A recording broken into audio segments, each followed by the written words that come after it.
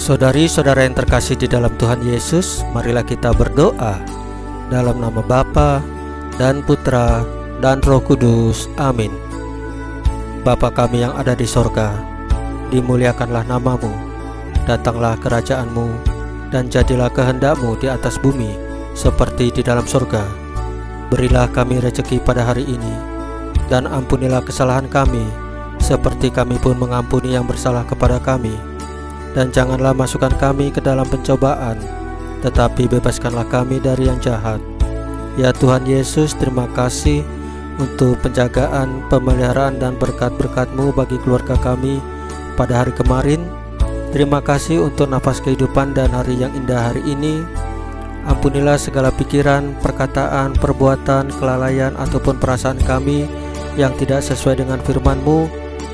Ampunilah dengan kerahiman-Mu ya Tuhan Yesus, dan berikanlah kerinduan yang besar kepada kami untuk menyambut sakramen Maha Kudus, yaitu Engkau sendiri, baik dalam misa online ataupun misa offline. Ya Roh Kudus, hadirlah saat ini untuk memimpin dan membimbing kami dalam membaca firman Tuhan Yesus, sehingga kami dapat mengerti maknanya dan dapat kami laksanakan dalam hidup kami sehari-hari. Pembacaan dari Injil Markus pasal 14 ayat 1 sampai dengan 15 dengan perikop Yesus diurapi. Hari raya Paskah dan hari raya roti tidak beragi akan mulai 2 hari lagi.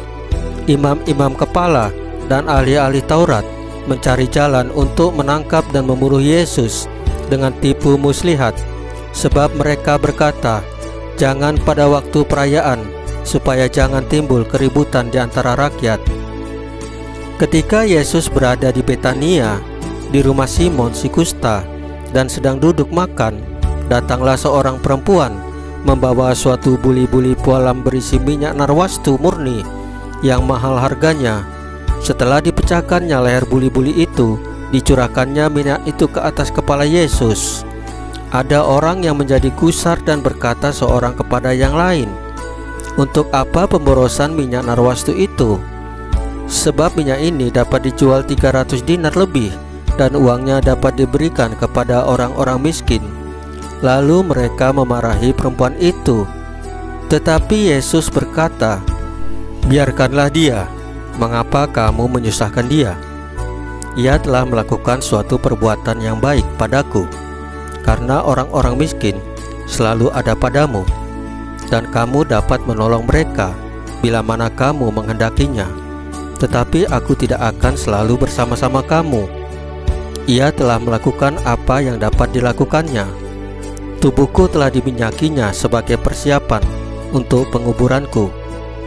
Aku berkata kepadamu, sesungguhnya di mana saja Injil diberitakan di seluruh dunia, apa yang dilakukannya ini akan disebut juga untuk mengingat dia." Lalu pergilah Yudas Iskariot, salah seorang dari ke-12 murid itu, kepada imam-imam kepala dengan maksud untuk menyerahkan Yesus kepada mereka. Mereka sangat gembira waktu mendengarnya, dan mereka berjanji akan memberikan uang kepadanya.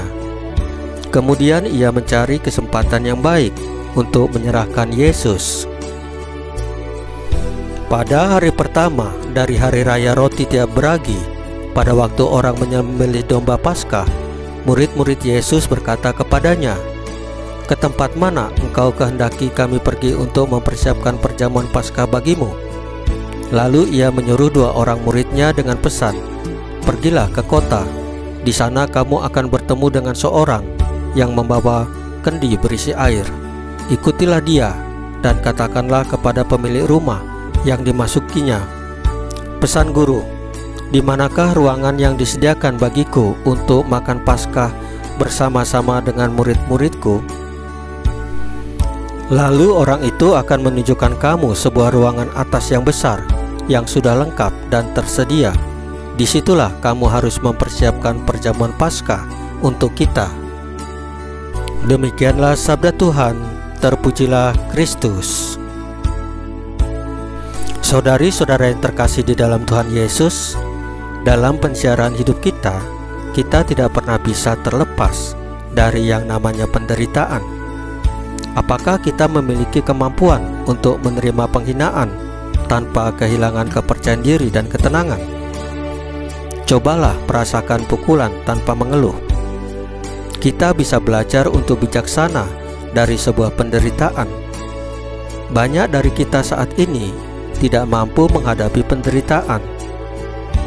Kita semua ingin semuanya mudah dan penuh sukacita untuk dilalui, sebagaimana suasana di awal dalam Minggu Palma ini.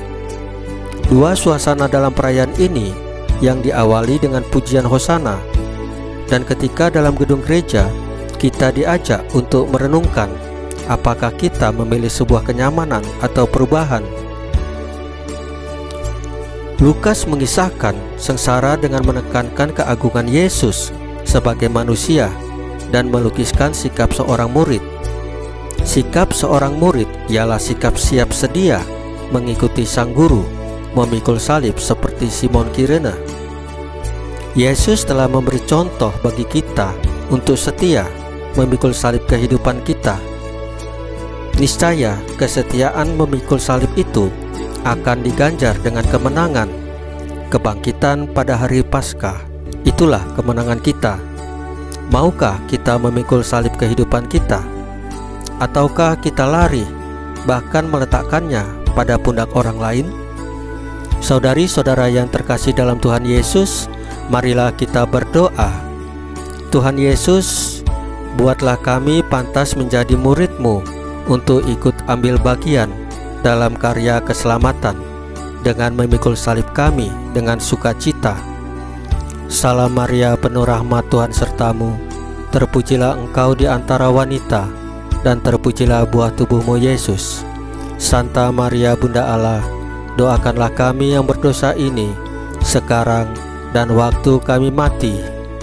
Ya Tuhan Yesus, tambahkanlah iman kami hanya kepadamu saja, karena Engkau adalah Tuhan dan Juru Selamat kami satu-satunya, tidak ada yang lain. Dalam nama Bapa dan Putra dan Roh Kudus. Amin. Saudari-saudara yang terkasih di dalam Tuhan Yesus, bacaan firman Tuhan dan renungan hari ini sudah selesai. Tuhan Yesus memberkati kita semua.